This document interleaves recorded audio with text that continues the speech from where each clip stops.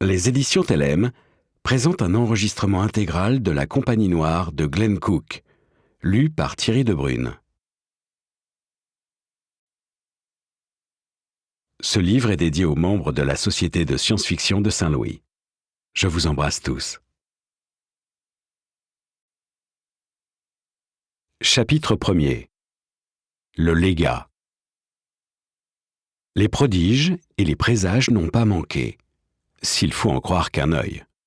C'est de notre faute si nous les avons mal interprétés.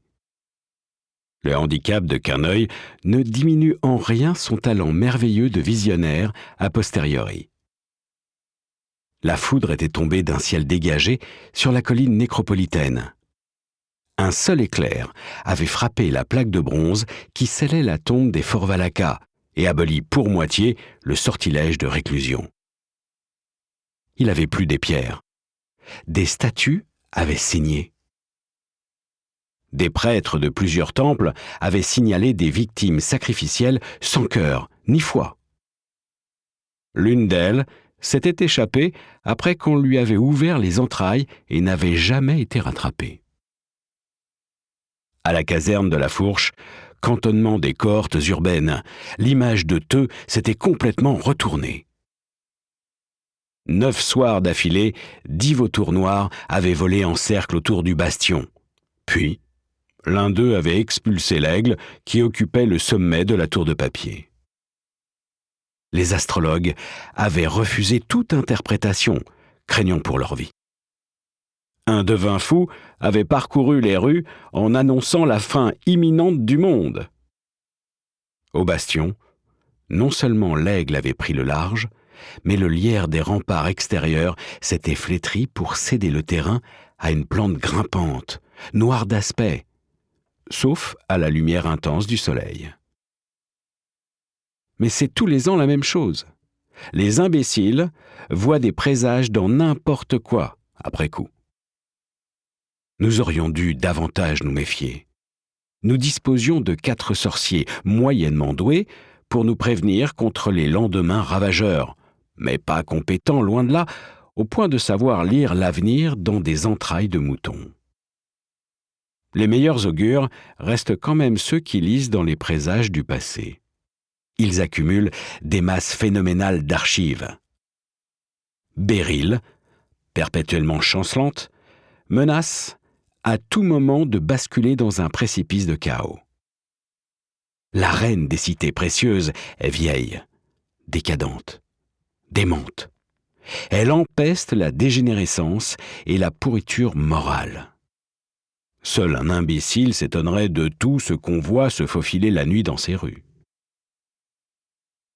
J'avais ouvert en grand tous les volets en priant pour recevoir un souffle d'air du port, quitte à ce qu'ils sentent le poisson pourri et le reste.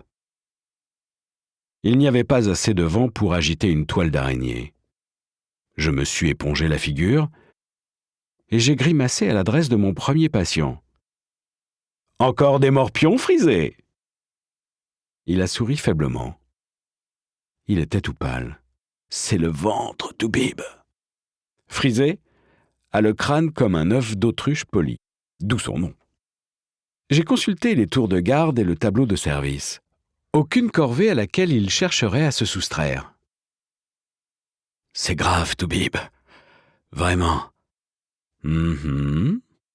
J'ai adopté une attitude toute professionnelle, sûre de mon diagnostic. Il avait la peau moite et froide, malgré la chaleur. « T'as mangé ailleurs qu'à la cantine ces derniers temps, Frisé ?» Une mouche s'est posée sur sa tête. C'est pavané comme en terrain conquis. Il ne l'a même pas remarqué. « Ouais, 3, 4 fois. » J'ai préparé une mixture laiteuse au goût abominable. « Bois ça, cul sec !» Toute sa figure s'est plissée à la première gorgée. « Écoute, Toubib, La seule odeur de la mixture me révoltait. « Bois, mon ami ! 2 gars sont morts avant que je trouve ce remède-là. Ensuite, Mitard l'a pris et il a survécu. » La nouvelle s'en était répandue. Il a bu. « Tu veux dire que c'est du poison ? Ces salauds de bleus m'ont refilé quelque chose ? Doucement, ça ira. Ouais, on le dirait bien. J'avais dû ouvrir Véron et Bruce-le-Dingue pour découvrir la vérité. Il s'agissait d'un poison subtil. Va t'allonger sur le lit de camp. Le vent va te rafraîchir si jamais le salopard se lève. Et tiens-toi tranquille. Laisse agir le remède. Je l'ai installé. Dis-moi ce que t'as mangé dehors. J'ai pris un crayon et un tableau punaisé sur une planchette. J'avais fait de même avec Mitard, comme avec Bruce-le-Dingue avant qu'il meure. Et j'avais demandé à l'adjudant de Véron de me rendre compte de ses déplacements antérieurs. J'étais sûr que le poison provenait d'un des bouges voisins que fréquentait la garnison du bastion. Les renseignements de Frisé cadraient avec ceux déjà notés. Gagné! Maintenant on les tient, les salauds! Qui sait? Il était prêt à aller régler ses comptes lui-même. Toi, tu te reposes. Je vais voir le capitaine. Je lui ai tapoté l'épaule et j'ai jeté un coup d'œil dans la salle voisine.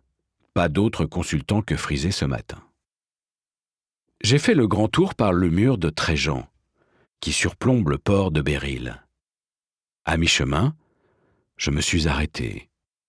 J'ai regardé vers le nord, vers la mer des Tourments, au-delà de la digue, du phare et de l'île de la forteresse. Les eaux d'un gris-brun lugubre se mouchetaient des voiles bariolées des boutres côtiers qui cinglaient vers le réseau de routes maritimes reliant les cités précieuses. Les couches supérieures de l'atmosphère étaient immobiles, lourdes et brumeuses. On ne distinguait pas l'horizon. Pourtant, l'air circulait au-dessus de l'eau. Un petit vent soufflait en permanence autour de l'île. Mais il évitait le littoral comme s'il craignait d'attraper la lèpre. Plus près, les mouettes qui tournaient en cercle étaient aussi revêches et indolentes que nous-mêmes le serions bientôt presque tous par une journée pareille. Encore un été au service du syndic de Béryl. Un été de sueur et de crasse, à protéger l'ingrat de ses rivaux politiques et de ses troupes indigènes indisciplinées.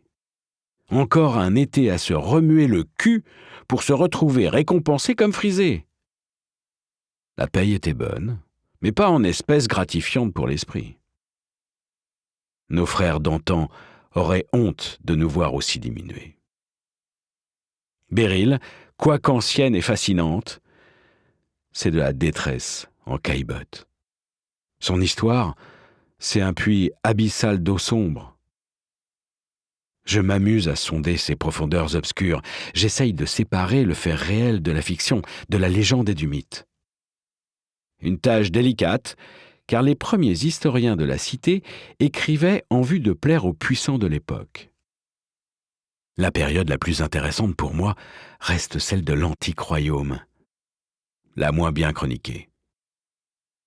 C'est à cette époque, sous le règne de Niam, que sont apparus les Forvalaka, qu'on les a vaincus après 10 années de terreur et enfermés dans leur tombeau de ténèbres au sommet de la colline nécropolitaine. Des échos de cette terreur persistent dans le folklore et dans les réprimandes des mères envers les enfants turbulents. Personne ne se rappelle ce qu'étaient les Forvalaka aujourd'hui. J'ai repris ma marche, désespérant de triompher de la chaleur.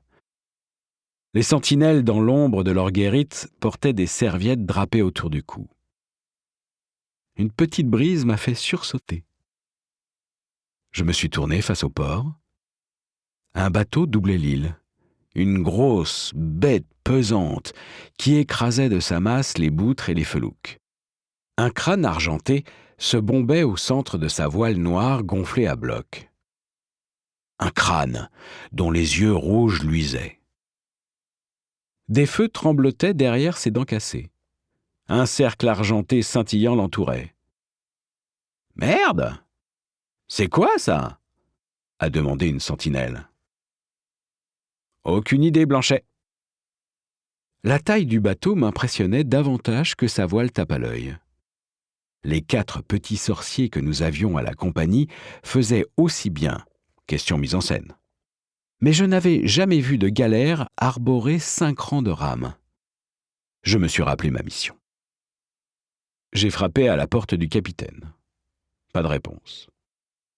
Je me suis permis d'entrer. Et l'ai trouvé en train de ronfler dans son gros fauteuil de bois. « Oh !» ai-je beuglé. « Au feu ! Des émeutes à la plainte ! Danseur à la porte de l'Aube !» Danseur, c'est un général d'autrefois qui a failli détruire Béryl. Les habitants frissonnent encore à son seul nom. Le capitaine a du sang-froid.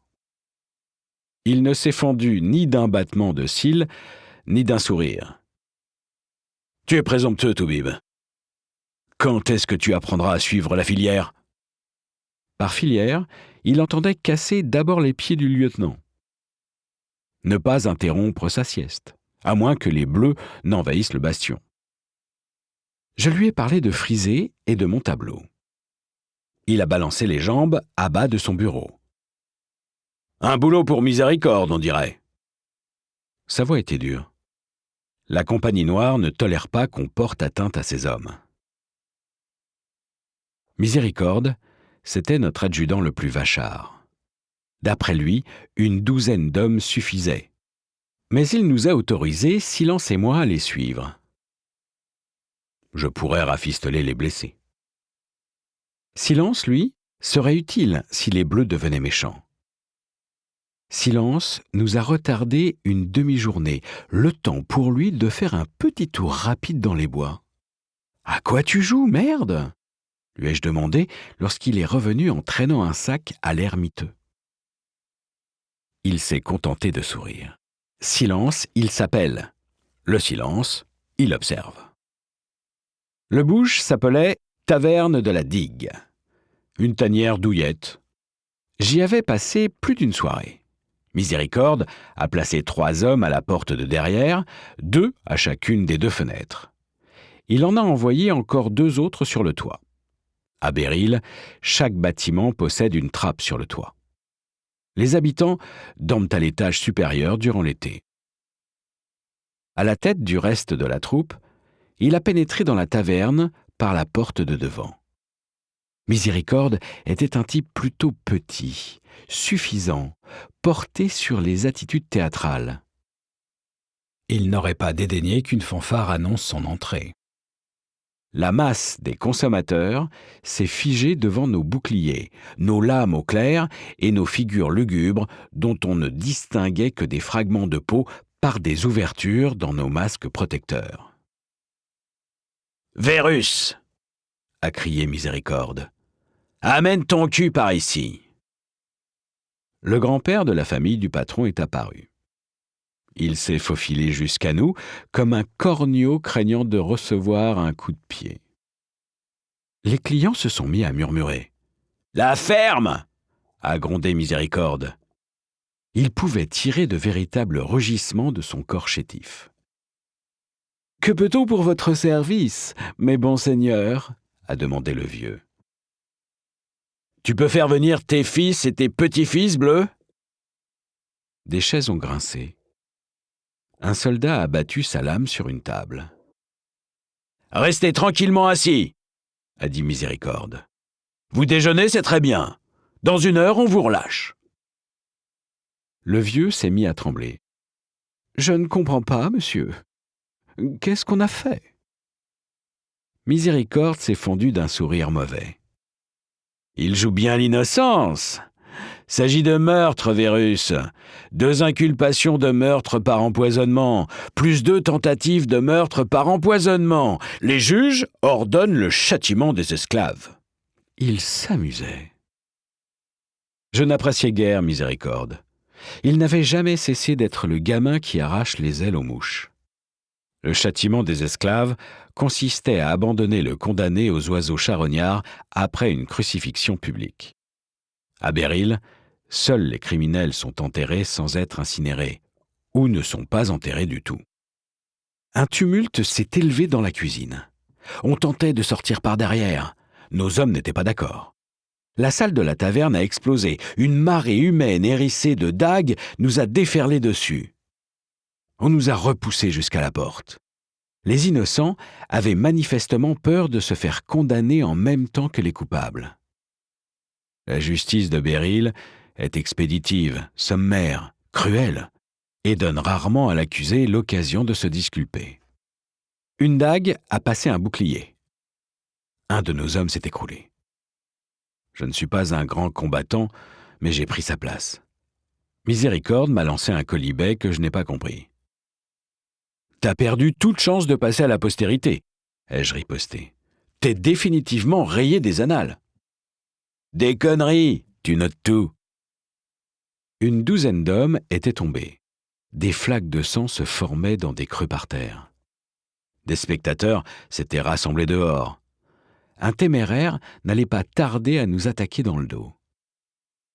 Une dague a entaillé Miséricorde. Il a perdu patience. « Silence !» Silence s'était déjà mis à la tâche, mais il était silence. Ce qui voulait dire sans bruit, ni éclat, ni rage. Les clients de la digue ont commencé à s'envoyer des claques sur la figure et à brasser l'air sans plus s'occuper de nous. Ils sautillaient et dansaient sur place, s'attrapaient le dos et le derrière, piaillaient et hurlaient pitoyablement. Plusieurs se sont écroulés. « Qu'est-ce que t'as fait ?» ai-je demandé. Silence a souri, dévoilant des dents pointues. Sa patte basanée m'est passée devant les yeux. J'ai vu la digue sous une perspective légèrement différente. Le sac qu'il avait ramené de la campagne contenait un de ces nids de frelons sur lesquels les malchanceux risquent de tomber dans les bois au sud de Béryl. De ceux qui abritent les monstres comme des bourdons que les paysans appellent des frelons à tête chauve. Ils ont un sale caractère, sans équivalent dans la nature. Ils ont vite flanqué la frousse aux clients de la digue, sans inquiéter nos gars. « Beau boulot, Silence !» a commenté Miséricorde, après avoir déchargé sa rage sur plusieurs habitués infortunés. Il a conduit les survivants dans la rue. J'ai examiné notre frère touché, pendant que le soldat indemne achevait les blessés. Miséricorde appelait ça « économiser au syndic les frais d'un procès et d'un bourreau ». Silence observait la scène sans cesser de sourire. Lui non plus n'est pas un tendre, même s'il ne participe que rarement aux opérations. Nous avons fait davantage de prisonniers que prévu. Il y en avait un paquet. Les yeux de Miséricorde pétillaient. « Merci, Silence !» Leur colonne s'étirait sur un pâté de maison. La fatalité est une garce volage. Elle nous avait conduits à la taverne de la digue à un moment crucial. Notre sorcier, en furetant à droite à gauche, avait déniché le gros lot, un groupe d'individus terrés dans une cachette sous la cave. Parmi eux se trouvaient certains des bleus les plus connus. Miséricorde s'est mis à jacasser. Il se demandait tout haut à combien s'élèverait la récompense de notre indicateur. Un tel indicateur n'existait pas. Il voulait par là empêcher nos sorciers de service de devenir des cibles prioritaires. Nos ennemis allaient cavaler dans tous les coins à la recherche d'espions fantômes. « Sortez-les !» a ordonné Miséricorde. Sans cesser de sourire, il a mesuré du regard la foule renfrognée. « Vont tenter quelque chose, à ton avis ?» Ils n'ont rien tenté. Son extrême confiance refroidissait ceux qui avaient des idées derrière la tête. Nous avons suivi un dédale de rues sinueuses, moitié aussi vieilles que le monde. Nos prisonniers traînaient des pieds avec apathie. J'étais bouche bée. Le passé laisse mes camarades indifférents. Mais moi, je ne peux pas m'empêcher d'éprouver du respect, et parfois de la crainte, devant les profondeurs où plonge l'histoire de Béryl. Miséricorde a ordonné une halte imprévue. Nous étions arrivés à l'avenue des Syndics, laquelle serpente de la maison des douanes au nord jusqu'à la porte principale du bastion. Une procession défilait dans l'avenue. Bien que le premier au croisement, Miséricorde a cédé la priorité. La procession consistait en une centaine d'hommes en armes. Ils avaient l'air plus coriaces que tout le monde à Béryl, en dehors de nous. À leur tête, chevauchait une silhouette sombre sur le plus grand étalon noir que j'avais jamais vu. Le cavalier était petit, d'une minceur efféminée et vêtu de cuir noir élimé. Il portait un morion noir qui lui masquait entièrement la tête. Des gants noirs lui dissimulaient les mains. Il paraissait sans armes. « Bon sang !» a murmuré Miséricorde. J'étais troublé. Ce cavalier me faisait froid dans le dos. Un instinct primitif, tout au fond de moi, me poussait à courir. Mais la curiosité me tenaillait davantage. Qui était-ce ? Avait-il débarqué de ce bateau singulier dans le port ? Que faisait-il ici ? Le regard sans yeux du cavalier nous a balayés avec indifférence, comme s'il passait en revue un troupeau de moutons. Puis il est revenu brusquement en arrière pour se fixer sur Silence. Silence l'a soutenu sans montrer de crainte, et pourtant, il avait l'air comme diminué. La colonne a défilé d'un pas ferme et discipliné. Secoué, Miséricorde a remis notre troupe en branle. Nous sommes entrés dans le bastion quelques pas seulement derrière les étrangers. Nous avions arrêté la plupart des chefs bleus les plus conservateurs.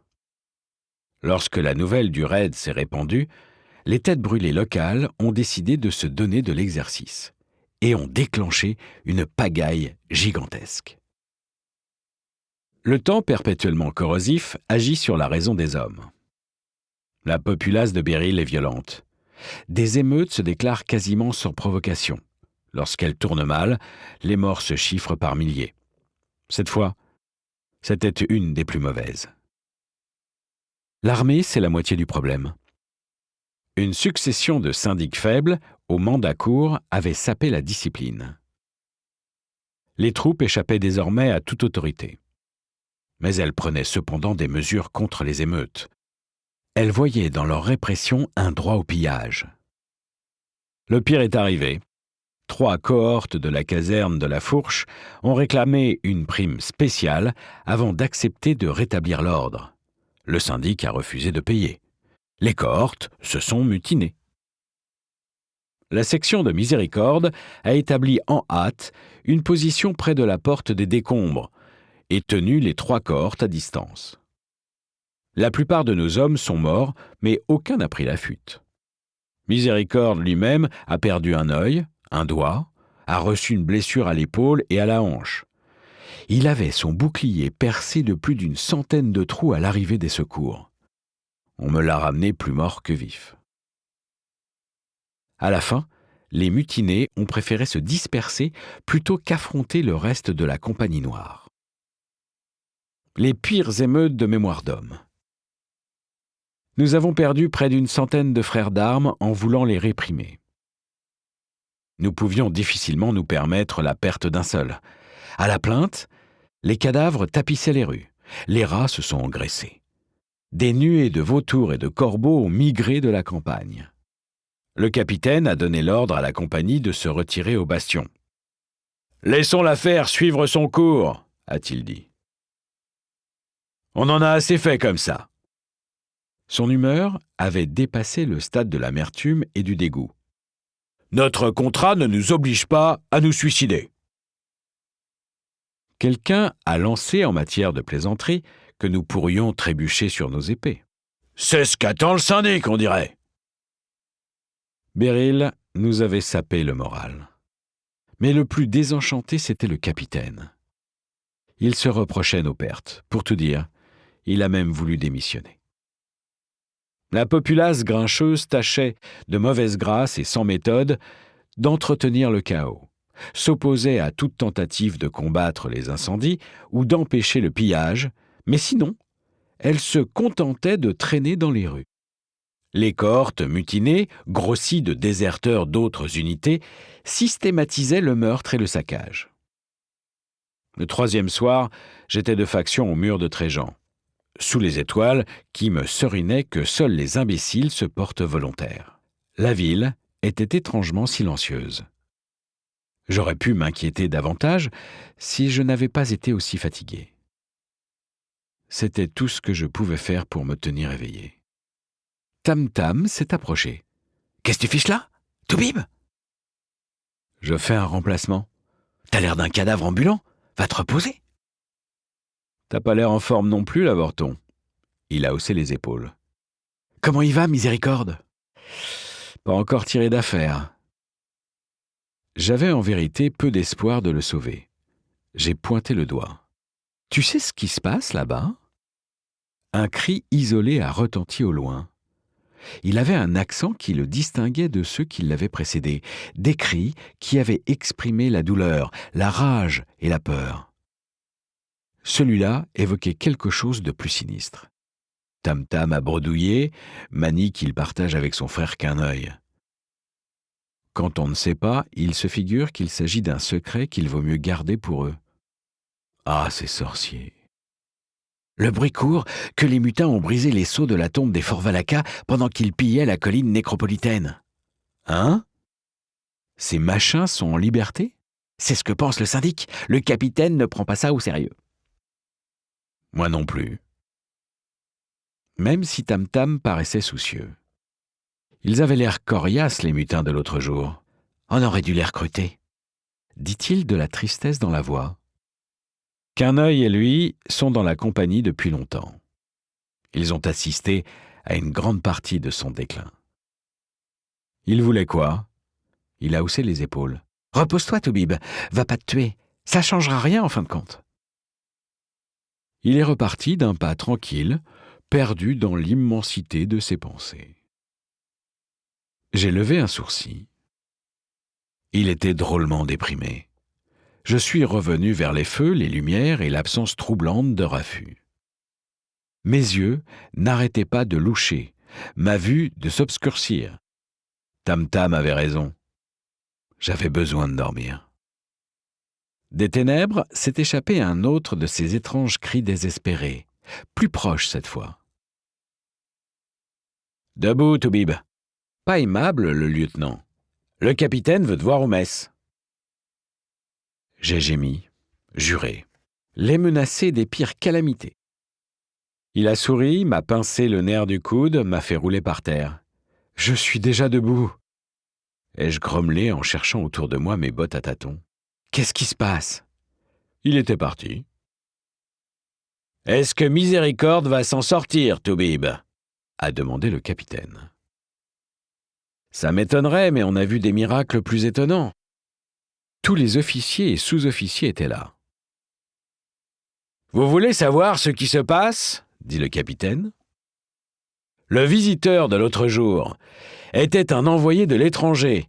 Il a offert une alliance. Les ressources militaires du Nord en échange du soutien des flottes de Beryl. Ça m'a paru raisonnable, mais le syndic est têtu.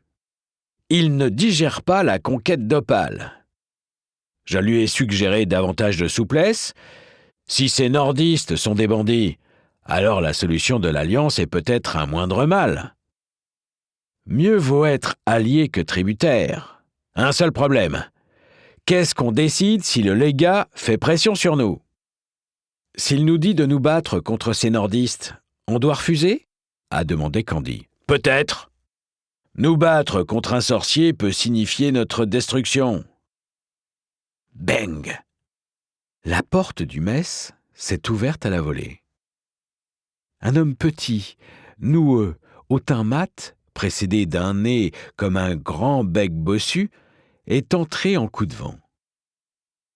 Le capitaine s'est levé d'un bond et a claqué des talons. « Syndic !» Notre visiteur a abattu les 2 poings sur la table. « Vous avez donné l'ordre à vos hommes de se retirer dans le bastion. Je ne vous paye pas pour que vous vous cachiez comme des chiens battus. »« Ni pour faire de nous des martyrs !» a répliqué le capitaine de son ton pour raisonner les fous. « On a une garde personnelle, pas une police. Maintenir l'ordre, c'est le rôle des cohortes urbaines. » Le syndic était fatigué, affolé, effrayé, sur le point de lâcher nerveusement, comme tout le monde. « Soyez raisonnable !» a conseillé le capitaine. Beryl a dépassé le point de non-retour. Le chaos règne dans les rues. La moindre tentative pour ramener l'ordre est condamnée d'avance. Le remède ne vaut pas mieux que la maladie. » Ça me plaisait. Beryl commençait à me sortir par les yeux. Le syndic s'est ratatiné sur lui-même. Il reste encore les Forvalaka. Et ce vautour du Nord qui attend au large de l'île. Tam-Tam a émergé d'un demi-sommeil. « Au large de l'île, vous dites ?» Il attend que je le supplie. Intéressant. Le petit sorcier a replongé dans son demi-sommeil. Le capitaine et le syndic se sont chamaillés sur les termes de nos engagements. J'ai présenté notre exemplaire du contrat. Le syndic a essayé de jouer sur le libellé des clauses avec des « oui, mais ». Visiblement, il voulait se battre si le légat commençait à jouer l'important. Elmo s'est mis à ronfler. Le capitaine nous a congédiés et a repris sa discussion avec notre employeur. J'imagine que cette heure compte pour une nuit de sommeil. Je n'ai pas étranglé Tam-Tam lorsqu'il m'a réveillé. Mais j'ai râlé et rouspété jusqu'à ce qu'il me menace de me changer en âne et de me laisser braire à la porte de l'aube. Je me suis habillé. Nous avons rejoint une douzaine de compagnons et alors seulement je me suis aperçu que je n'avais pas la moindre idée de ce qui se passait. « On va visiter une tombe !» m'a renseigné Tam-Tam. « Hein ?» Je suis pas très vif certains matins. On va à la colline nécropolitaine jeter un œil au tombeau des Forvalaka. « Hé, attends !»« Trouillard, je m'en suis toujours douté, Toubib. » « De quoi tu parles ? T'en fais pas. T'auras 3 sorciers de haut niveau avec toi qu'auront rien d'autre à faire que veiller sur ton cul. Qu'un œil serait bienvenu avec nous, mais le capitaine veut l'avoir près de lui. Je veux savoir pourquoi on va là-bas. Pour découvrir si les vampires sont réels. C'est peut-être un coup monté du bateau espion là-bas. Astucieux, on aurait dû y penser. La menace des Forvalaka avait réussi ce qu'aucune force armée ne pouvait accomplir, mettre fin aux émeutes. Tam-Tam a hoché la tête. Il a passé les doigts sur le petit tambour auquel il devait son nom. J'ai changé de sujet. Il est pire que son frère quand il s'agit de reconnaître ses points faibles. La ville était aussi calme qu'un champ de bataille après les combats. Comme un champ de bataille, elle n'était que puanteurs, mouches, charognards et cadavres. On n'entendait d'autre bruit que le claquement de nos bottes et, en une occasion, le cri déchirant d'un chien éploré qui montait la garde sur son maître étendu par terre. « Le prix de l'ordre », ai-je marmonné. J'ai essayé de faire partir le chien. Il a refusé de bouger. « Le coup du chaos » a riposté Tam-Tam. « Bong » sur son tambour. Pas tout à fait pareil, Toubib. La colline nécropolitaine est plus élevée que la hauteur où se dresse le bastion. Depuis l'enceinte supérieure, là où se trouvent les mausolées des nantis, je voyais le bateau nordiste. « Il est là qui attend ?» a fait Tam-Tam. « Comme l'a dit le syndic. » Pourquoi ils ne viennent pas ? Qui pourrait les en empêcher ? Tam-Tam a haussé les épaules. Personne d'autre n'a donné son avis. Nous sommes arrivés devant le tombeau à étages. Il ressemblait à ce qu'en disaient la rumeur et la légende. Il était très, très vieux. La foudre était tombée dessus, pas de doute, et il portait des marques d'outils. Une épaisse porte de chêne avait volé en miettes. Des cure-dents et des éclats gisaient éparpillés sur une dizaine de pas alentour. Gobelins, Tam-Tam et Silence ont rapproché leurs têtes les unes des autres. Quelqu'un a lancé une blague, qu'ils pourraient se partager un même cerveau.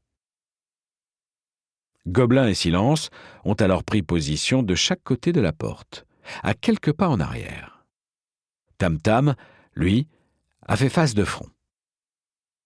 Il a frotté des pieds par terre ici et là, comme un taureau sur le point de charger. A trouvé la bonne place, s'est laissé tomber à croupeton, les bras curieusement levés, l'air de parodier un maître en arts martiaux.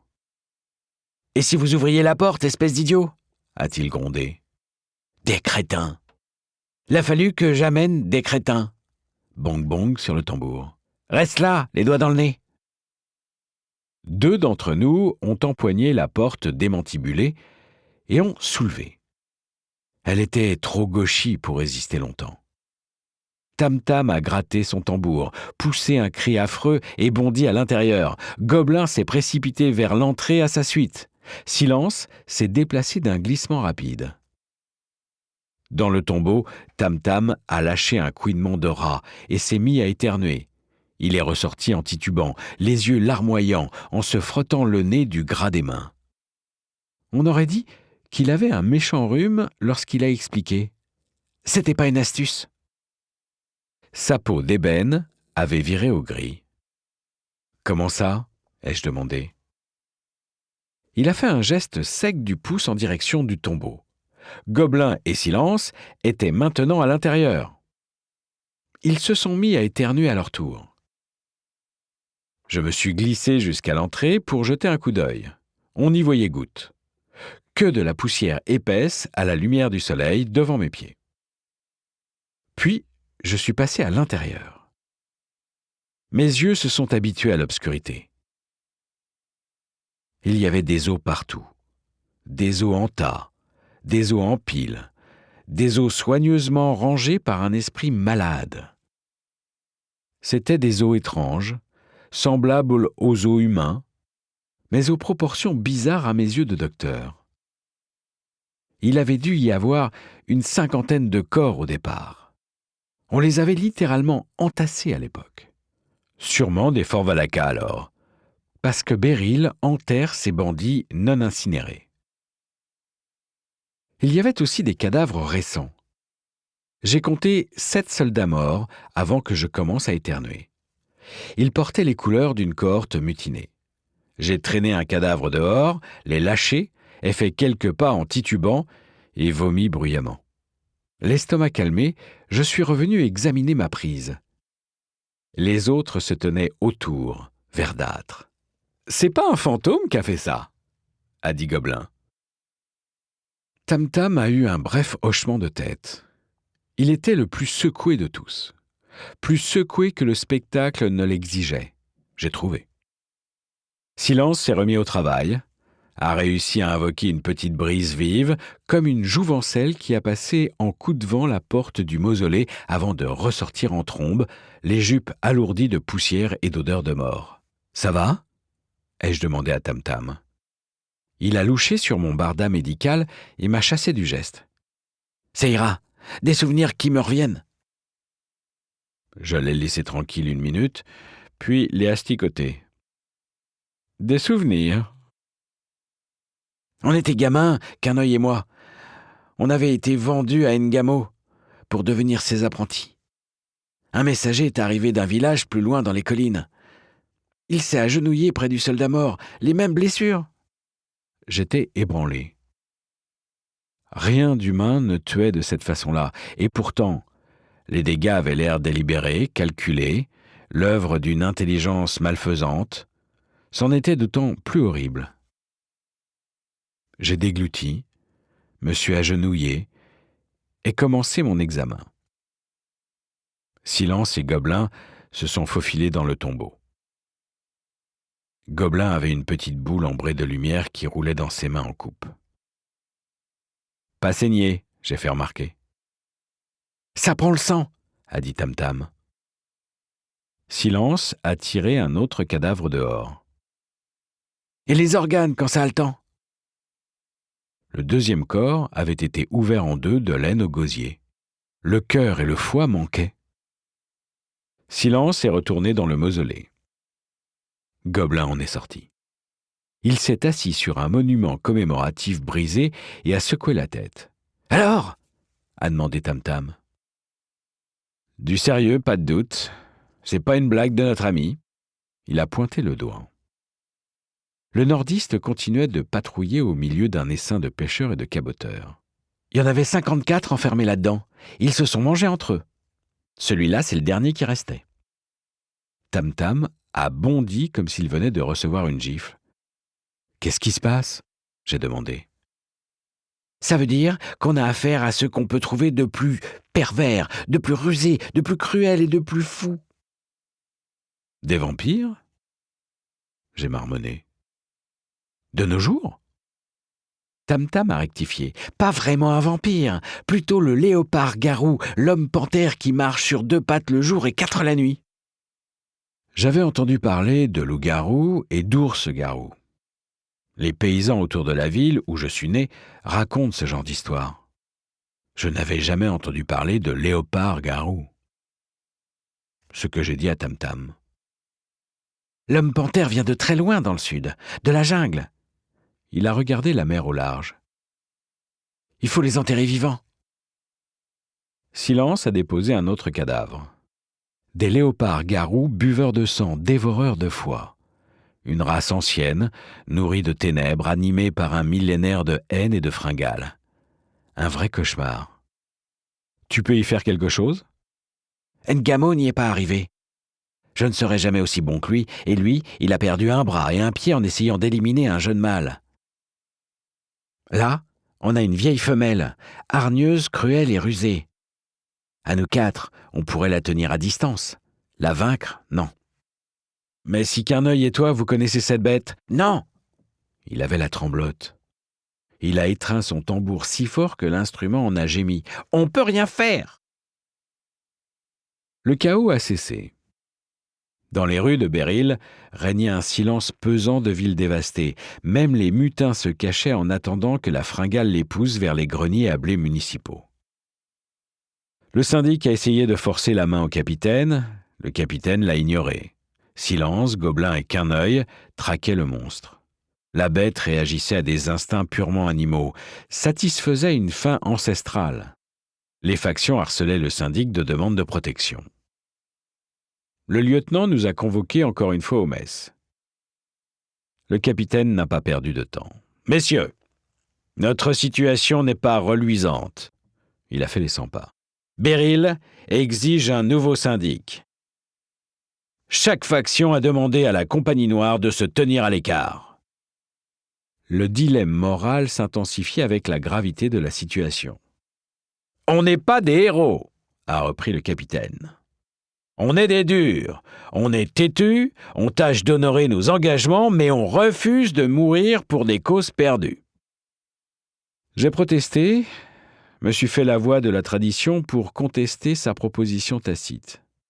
« Le problème qui se pose, c'est la survie de la compagnie, Toubib. » « On a pris l'or, capitaine. » « Le problème qui se pose, c'est l'honneur. Depuis 4 siècles, la Compagnie Noire a rempli ses engagements. Pensez au livre de Seth, consigné par l'analyste Corail quand la compagnie était au service de l'archonte d'Osman pendant la révolte des Chiliarques. « Je te laisse y penser, Toubib. » J'étais irrité. « Je fais valoir mes droits de soldat libre. » « Il a le droit de parler, » a reconnu le lieutenant. « Il est plus traditionnaliste que moi. » « D'accord, qu'il parle alors. On n'est pas obligé de l'écouter. » Je suis revenu sur les heures les plus sombres de l'histoire de la compagnie, jusqu'à ce que je me rende compte que j'argumentais avec moi-même. Une partie de moi voulait laisser tomber. « Toubib, t'as fini ?» J'ai dégluti. Trouvé un prétexte valable et je vous suis. Tam-Tam m'a adressé un roulement de tambour moqueur. Querneuil a gloussé. « Un boulot pour Gobelin, Toubib. Il était avocat avant de se faire son chemin comme maquereau. » Gobelin a mordu à l'hameçon. « Moi, avocat ? Ta mère, elle, c'était... » « Ça suffit !» Le capitaine a tapé de la main sur la table. « On a l'accord de Toubib, au travail. Trouvez-moi une solution. » Les autres ont eu l'air soulagés, même le lieutenant. Mon avis en tant qu'analyste avait plus de poids que je n'aurais voulu. La solution évidente, c'est l'extinction de l'homme qui nous tient sous contrat, ai-je fait observer. La remarque a flotté dans l'air comme une vieille odeur fétide, comme la puanteur dans le tombeau des Forvalaka.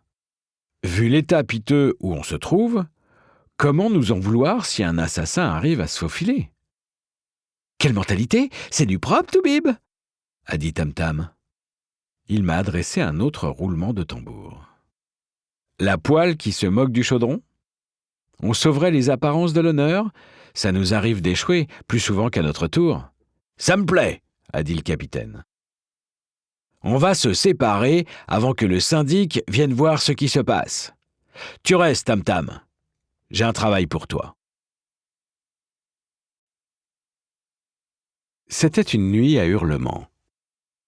Une nuit brûlante, poisseuse, du genre qui sape la dernière et fine barrière séparant l'homme civilisé du monstre tapi sous son crâne.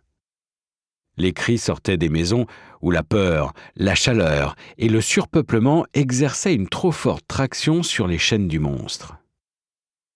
Un vent frais mugissant a soufflé du golfe, poursuivi par d'épais nuages noirs où dansaient des éclairs. Le vent a chassé la puanteur de Béryl.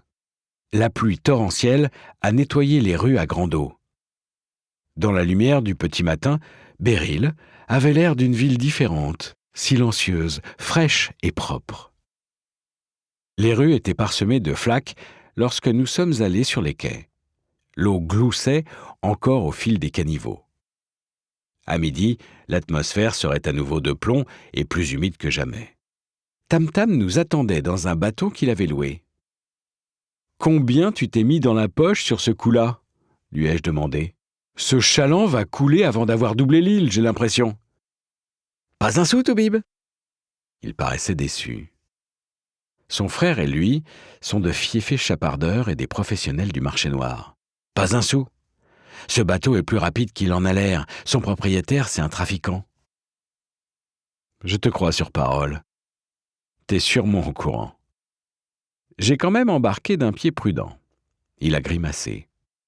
On est censé faire comme si l'avarice de Tam-Tam et de Quin'Œil n'était qu'une légende. Nous prenions la mer pour passer un arrangement. Le capitaine avait donné carte blanche à Tam-Tam. Le lieutenant et moi le secondions pour lui flanquer un coup de pied en vitesse si jamais il s'emballait. Silence et une demi-douzaine de soldats nous accompagnaient pour les faits. Un bateau des douanes nous a hélés alors que nous passions au large de l'île. Nous étions partis avant qu'il puisse appareiller. Je me suis accroupi. J'ai jeté un coup d'œil par-dessus la baume. Le bateau noir se rapprochait, de plus en plus imposant. Ce foutu machin, c'est une île flottante. « Trop lourd !» a grogné le lieutenant. « Un bateau de cette taille ne tiendra pas par grosse mer. » Pourquoi non? Qu'est-ce que t'en sais? Même ahuri, je restais curieux sur mes compagnons. J'ai navigué comme mousse quand j'étais jeune. J'ai appris ce qu'était un bateau. Son ton dissuadait de l'interroger davantage. La plupart des hommes préfèrent rester discrets sur leurs antécédents. Comme il faut s'y attendre dans une compagnie de gredins qui lie le présent et des passés de solitaires contre le reste du monde. Pas trop lourd quand on a des talents magiques pour le consolider, a riposté Tam-Tam. Il tremblait. Frappait à petits coups nerveux sur son tambour selon des rythmes sans queue ni tête. Quin'Œil et lui détestaient autant l'eau l'un que l'autre. Bon, un mystérieux enchanteur du Nord, un bateau aussi noir que le fond de l'enfer, mes nerfs commençaient à lâcher. Son équipage a laissé tomber une échelle de coupée. Le lieutenant l'a escaladée allègrement. Il paraissait impressionné. Je ne suis pas marin, mais le bateau avait l'air paré, prêt à obéir au premier commandement. Un officier subalterne a fait signe à Tam-Tam, Silence et moi de nous approcher et nous a demandé de le suivre. Il nous a conduits au pont inférieur, dans des couloirs vers l'arrière, sans dire un mot. L'émissaire du Nord était assis en tailleur au milieu de riches coussins, devant les écoutilles de poupe ouvertes du bateau, dans une cabine digne d'un potentat oriental. J'en étais bouche bée. La cupidité dévorait Tam-Tam. L'émissaire a éclaté de rire. Le rire nous a fait un choc. Au perché, c'était presque un gloussement qui aurait moins surpris chez une jouvencelle d'une taverne de nuit que chez un homme plus puissant qu'un roi. « Excusez-moi, a-t-il dit en posant délicatement une main là où sa bouche se serait trouvée s'il n'avait pas porté son morion noir. Puis, asseyez-vous. Mes yeux se sont écarquillés malgré moi. Chaque phrase était prononcée d'une voix manifestement différente. Y avait-il tout un comité sous ce casque? Tam-Tam a pris une goulée d'air. Silence, fidèle à lui-même, s'est contenté de s'asseoir. J'ai suivi son exemple et me suis appliqué pour que mon regard curieux et inquiet n'offense pas trop notre hôte. Tam-Tam n'était pas dans un bon jour, question diplomatie. Il a lâché étourdiment. « Le syndic n'en a plus pour longtemps? On veut faire un arrangement. » Silence lui a enfoncé un orteil dans la cuisse. J'ai marmonné. « C'est ça, notre intrépide prince des voleurs? Notre homme aux nerfs d'acier ?» Le légat a gloussé. « C'est vous le docteur? Toubib? Pardonnez-le, il me connaît. » Une peur très très glacée m'a enveloppé de ses ailes noires. La sueur m'a mouillé les tempes. Elle n'avait rien à voir avec la chaleur. Une brise marine fraîche entrait par les écoutilles, une brise pour laquelle les gens de Béryl tueraient. Il n'y a aucune raison d'avoir peur de moi? Ma mission consiste à proposer une alliance dont profitera Béryl autant que mon peuple. J'ai la conviction que nous pouvons passer un accord, mais pas avec l'autocrate actuel. Vous vous attaquez à un problème qui nécessite la même solution que le mien, mais votre contrat ne vous laisse pas une grande latitude. Il est au courant, pas la peine de discuter, a croassé Tam-Tam. Il a tapé sur son tambour, mais son fétiche ne l'a pas réconforté. Il n'arrivait plus à parler. Le légat a fait remarquer. Le syndic n'est pas invulnérable, même sous votre garde. Un gros chat avait avalé la langue de Tam-Tam. L'envoyé m'a regardé. J'ai haussé les épaules. Et si le syndic avait rendu l'âme pendant que votre compagnie défendait le bastion contre les émeutiers? Parfait, ai-je répondu. Mais il reste à savoir comment on s'en sort ensuite.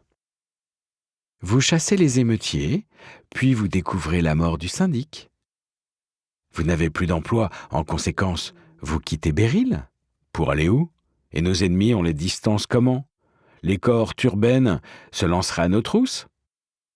Dites à votre capitaine que, si je reçois, dès la découverte du décès du syndic, une demande écrite pour servir d'intermédiaire dans la succession, mes forces vous relèveront au bastion. Vous quitterez Béryl et camperez au pilier de l'angoisse. Le pilier de l'angoisse. C'est un cap crayeux, en forme de tête de flèche, criblé d'innombrables petites cavernes. Il s'avance dans la mer à un jour de marche à l'est de Béryl. Un phare tour de Guess-Idress. Il doit son nom au gémissement du vent qui souffle dans les cavernes. Une putain de souricière, oui. Ces saloperies de cohortes vont nous assiéger et bien rigoler en attendant qu'on se bouffe entre nous. Il suffit de faire passer des bateaux et de vous embarquer. Ding ding! Une cloche a sonné l'alarme sous mon crâne. Ce trouduc nous mijotait un sale tour. Pourquoi vous feriez ça? Votre compagnie va se retrouver au chômage. Il me sera possible de la prendre à notre service. On a besoin de bons soldats dans le Nord. Ding ding! Cette sacrée cloche n'arrêtait pas de sonner. Il voulait nous engager. Pourquoi faire? Quelque chose m'a dit que ce n'était pas le moment de le demander. J'ai changé de sujet. Et le Fort Valaka? Toujours aller à Zig quand on vous attend à Zag. La créature sortie de la crypte? L'envoyé avait la voix de la femme de vos rêves qui susurre « Viens, j'ai peut-être aussi du travail pour elle. » Vous saurez la maîtriser? Une fois qu'elle aura joué son rôle. J'ai songé à la foudre abolissant un sortilège d'emprisonnement sur une plaque qui avait résisté pendant un millénaire à toute effraction. Mon visage n'a rien trahi de mes soupçons, j'en suis sûr. Mais l'émissaire a gloussé. Peut-être bien que oui, docteur. Peut-être bien que non. Un casse-tête passionnant, pas vrai? Retournez auprès de votre capitaine. Décidez-vous, vite. Vos ennemis sont prêts à agir. » Du geste, il nous a congédiés. « Tu me livres ce portefeuille à son destinataire, » a grondé le capitaine à Candy. « Ensuite, tu ramènes ton cul ici. » Candy a pris le portefeuille du courrier, puis est parti. « Quelqu'un d'autre veut discuter ? Vous aviez l'occasion de vous débarrasser de moi, mes salauds. Vous l'avez laissé passer. » Les esprits étaient échauffés. Le capitaine avait fait une contre-proposition au légat qui lui offrait son appui si le syndic disparaissait. Candy emportait la réponse du capitaine. Tam-Tam a marmonné. « Vous ne savez pas ce que vous faites. Vous ne savez pas avec qui vous signez. »« Éclaire-moi alors, non ? Toubib, comment ça va dehors ?» On m'avait envoyé en reconnaissance en ville.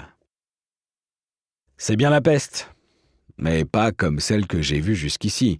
C'est sûrement le Fort Valaca, le vecteur. Le capitaine m'a lancé un regard interrogateur, les yeux plissés. Jargon de médecin, un vecteur, c'est un porteur. La peste se déclare par poche autour de ces tueries. Le capitaine a grondé. Tam-Tam, tu connais cette bête, toi ? Jamais entendu dire que ça propageait des maladies, et tous ceux d'entre nous qui sont entrés dans le tombeau sont encore en bonne santé. J'ai fait chorus. Le porteur, c'est pas important, mais la peste, si. Elle va empirer si on ne commence pas à brûler les cadavres. Elle n'est pas entrée au bastion, a fait observer le capitaine. Et elle a de bons côtés, la garnison régulière ne déserte plus. J'ai rencontré beaucoup d'hostilité à la plainte. Faut s'attendre à une nouvelle explosion de violence. Quel délai ? 2 jours ? 3 tout au plus ? Le capitaine s'est mordillé la langue. La situation devenait de plus en plus critique. « Faucon !» Un tribun de la garnison a poussé la porte. « Une émeute au portail, ils ont un bélier !»« On y va !» a dit le capitaine. Il a suffi de 2 ou 3 minutes pour les disperser. De quelques projectiles et quelques pots d'eau chaude, ils ont pris la fuite en nous couvrant de malédictions et d'insultes. La nuit est tombée.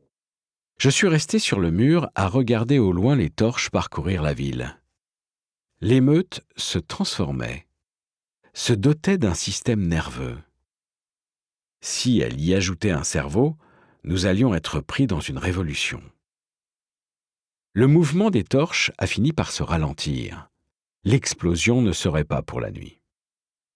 Peut-être pour le lendemain si la chaleur et l'humidité devenaient trop oppressantes. Plus tard, j'ai entendu des grattements sur ma droite. Puis des claquements. Encore des grattements, légers, très légers, mais je les entendais. Ça s'approchait. La terreur m'a envahi. Je me suis pétrifié comme les gargouilles perchées au-dessus du portail. La brise s'est muée en un vent arctique. Quelque chose enjambait les remparts. Les yeux rouges, 4 pattes, couleur de ténèbres, une panthère noire. Elle se déplaçait avec la fluidité de l'eau coulant le long d'une pente. Elle a descendu à pas feutrés l'escalier menant à la cour et s'est évanouie. Le singe au fin fond de mon cerveau voulait grimper à toutes jambes en haut d'un grand arbre en poussant des cris afin de jeter des excréments et des fruits pourris. Je me suis enfui vers la porte la plus proche, ai suivi un chemin à couvert vers les quartiers du capitaine, me suis permis d'entrer sans même frapper. Je l'ai trouvé sur son lit de camp, les mains sous la tête. Il fixait le plafond. Sa chambre n'était éclairée que par une seule et faible bougie. Le Fort Valaca est dans le bastion. Je l'ai vu passer par-dessus le mur. Ma voix couinait comme celle de Gobelin. Il a grogné. « Vous m'avez entendu ?»« J'ai entendu, Toubib. Va-t'en. Laisse-moi seul. »« Oui, monsieur. » Bon. Ça le travaillait. J'ai reculé vers la porte. Le cri était puissant, long, désespéré. Et il a cessé brusquement. Il venait des quartiers du syndic. J'ai dégainé mon épée, j'ai foncé par la porte, en plein dans Candy. Candy est tombé. Debout, Au-dessus de lui, je me demandais confusément pourquoi il était revenu si tôt. « Rentrez ici, Toubib !» a ordonné le capitaine. « Vous voulez vous faire tuer tous les deux ?» D'autres cris se sont élevés du côté des quartiers du syndic. La mort n'était pas sélective. J'ai tiré Candy d'un coup sec à l'intérieur. Nous avons verrouillé et barré la porte.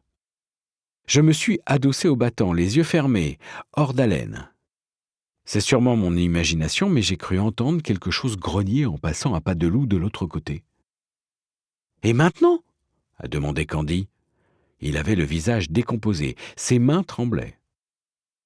Le capitaine a terminé de griffonner une lettre, il l'a tendue. « Maintenant, tu y retournes !» On a tambouriné à la porte. « Quoi ?» a lancé sèchement le capitaine. Une voix assourdie par l'épaisseur du bois répondit. « C'est qu'un œil, ai-je dit. »« Ouvre-lui !» J'ai ouvert. Qu'un œil, Tam-Tam, Gobelin, Silence et une dizaine d'autres se sont bousculés pour entrer. La chambre apparut plus chaude et plus petite. « L'homme panthère est dans le bastion, capitaine !» Il a oublié de ponctuer sa phrase d'un coup de tambour. L'instrument avait l'air de lui pendouiller piteusement à la hanche. Un autre cri dans les quartiers du syndic. Mon imagination m'avait bien joué un tour. « Qu'est-ce qu'on va faire ?» a demandé qu'un œil. C'était un petit homme noir, ridé, pas plus grand que son frère, d'habitude doté d'un curieux sens de l'humour. Il a 1 an de plus que Tam-Tam, mais à leur âge, on ne compte plus. Tous les deux ont dépassé les 100 ans, à en croire les annales. Il était terrifié. Tam-Tam, lui, était au bord de l'hystérie. Gobelin et Silence étaient eux aussi ébranlés. « Il risque de nous éliminer un par un. »« On peut le tuer ?»« Ces bêtes-là sont presque invincibles, capitaine. »« Est-ce qu'on peut les tuer ?» Le capitaine avait la voix dure. Lui aussi avait peur. « Oui, » a reconnu qu'un œil. Il avait l'air un poil moins effrayé que Tam-Tam. Rien n'est invulnérable, pas même ce type sur le bateau noir, mais ces créatures sont puissantes, rapides et intelligentes. Les armes, ce n'est pas très efficace, la sorcellerie, c'est mieux, mais même elle a peu de chances d'en venir à bout.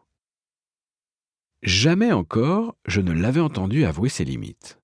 « Assez parlé !» a grondé le capitaine. « Le moment est venu d'agir. » Il est difficile à connaître, notre chef, mais là, il était transparent.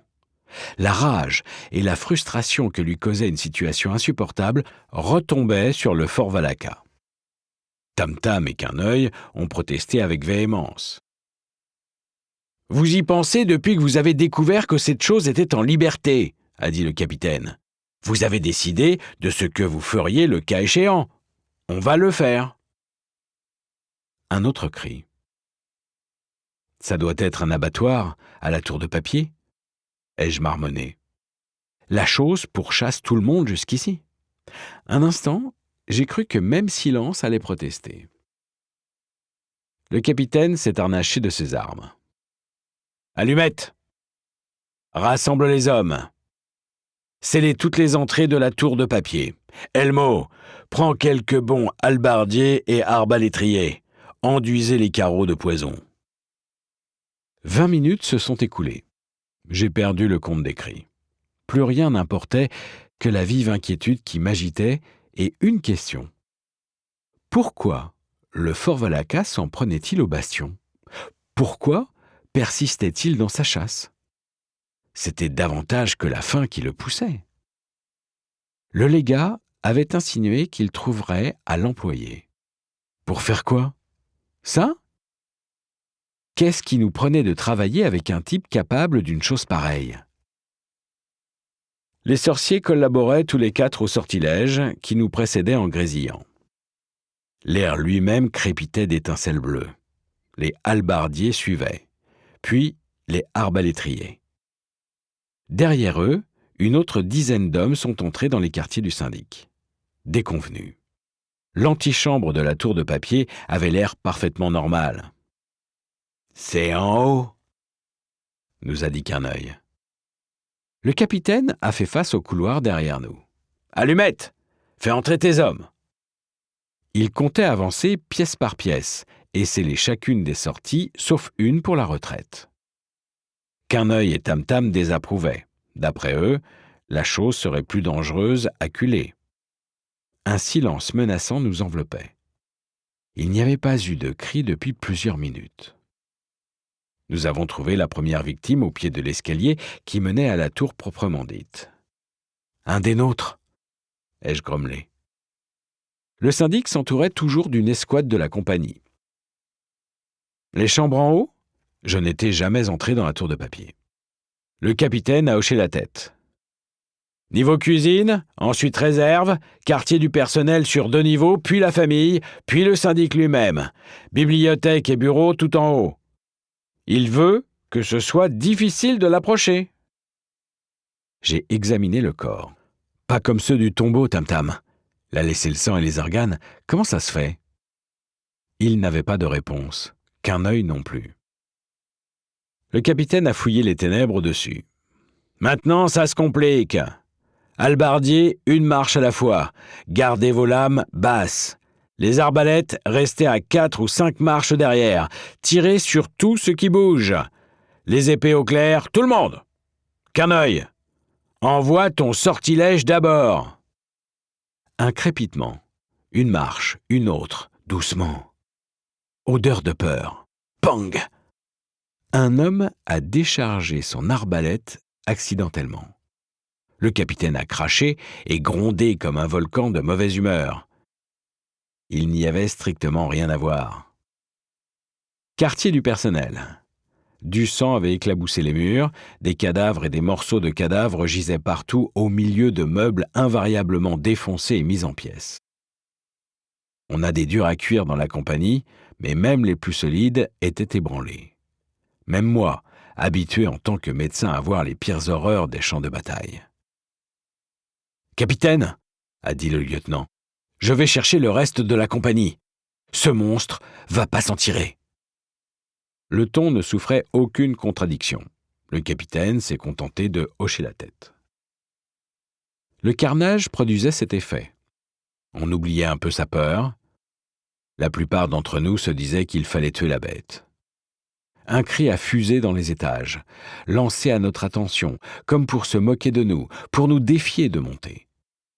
Des hommes au regard dur se sont mis à gravir les marches. Le sortilège faisait crépiter l'air devant eux. Tam-Tam et Querneuil ont étouffé leur terreur. L'hallali commençait pour de bon. Un vautour avait délogé l'aigle qui nichait au sommet de la tour de papier. Un sinistre présage, pour sûr.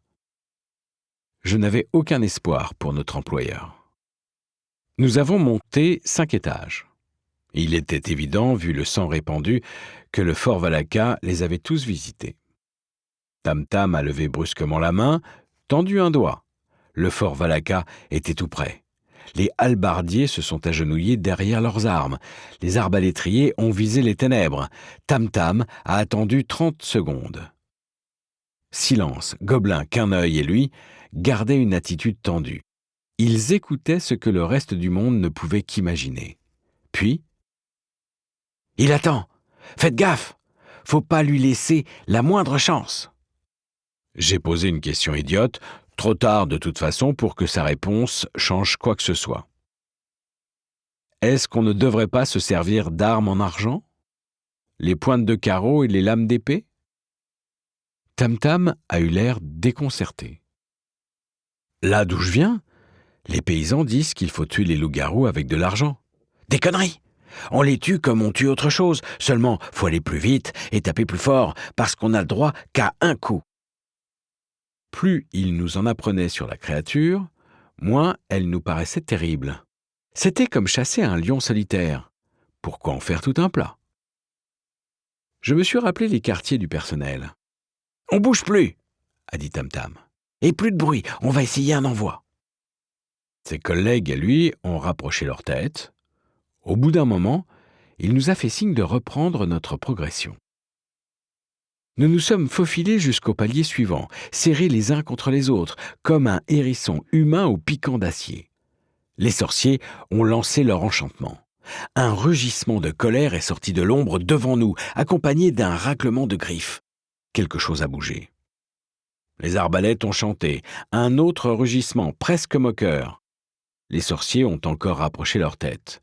En bas, le lieutenant ordonnait à ses hommes de prendre position là où le fort Valaka serait obligé de passer pour s'enfuir. Nous nous sommes glissés dans l'obscurité. La tension montait. Les cadavres et le sang rendaient notre marche périlleuse. Les hommes se dépêchaient de sceller des portes. Lentement, nous avons enfilé une succession de bureaux. Par 2 fois, un mouvement a déclenché une volée de carreaux d'arbalète. Le fort Valaka a rugi à moins de 20 pas. Tam Tam a poussé un soupir qui tenait du gémissement. « On l'a !» a-t-il dit pour signifier que leur sortilège avait atteint son but. À 20 pas, là, avec nous, je ne voyais rien. Quelque chose a bougé. Les carreaux ont jailli. Un homme a poussé un cri. « Merde !» a juré le capitaine. « Il restait encore quelqu'un de vivant !» Quelque chose aussi noir que le cœur de la nuit, aussi vif qu'une mort subite, a décrit un arc au-dessus des hallebardes. Un seul mot m'est venu à l'esprit, rapide, avant que la bête retombe parmi nous. Les hommes se sont enfuis dans tous les sens en hurlant, se sont gênés. Le monstre rugissait, grognait, lançait ses griffes et ses crocs trop vite pour que l'œil arrive à suivre. Un moment, j'ai cru donner un coup d'épée dans un flanc noir avant qu'un choc me projette à une dizaine de pas. Je me suis relevé à 4 pattes, puis adossé à un pilier. J'étais sûr que j'allais mourir, sûr que la bête allait nous tuer tous. Quelle prétention de croire qu'on pourrait en venir à bout. Quelques secondes seulement s'étaient écoulées. Une demi-douzaine d'hommes étaient morts, davantage blessés. On n'avait visiblement pas réussi à ralentir le fort Valaka, encore moins à lui faire mal. Pas plus les armes que les sortilèges ne le gênaient. Nos sorciers se tenaient regroupés. Ils essayaient de produire un nouvel enchantement. Le capitaine était au centre d'un second groupe. Les hommes restants étaient dispersés. Le monstre virevoltait comme l'éclair et les cueillait un à un. Un feu gris a déchiré la pièce, l'a un instant entièrement illuminée et m'a imprimé comme au fer rouge le carnage au fond des prunelles. Le fort Valaka a hurlé de douleur cette fois. 1 point pour les sorciers. Il m'a foncé dessus comme une flèche. J'ai donné des coups d'épée paniqués lorsqu'il est passé devant moi. Je l'ai manqué. Il a tournoyé, pris son élan. Nous espérons que vous avez apprécié cet aperçu. Pour continuer à écouter ce livre audio sur Google Play Livres, utilisez le lien dans la description de la vidéo.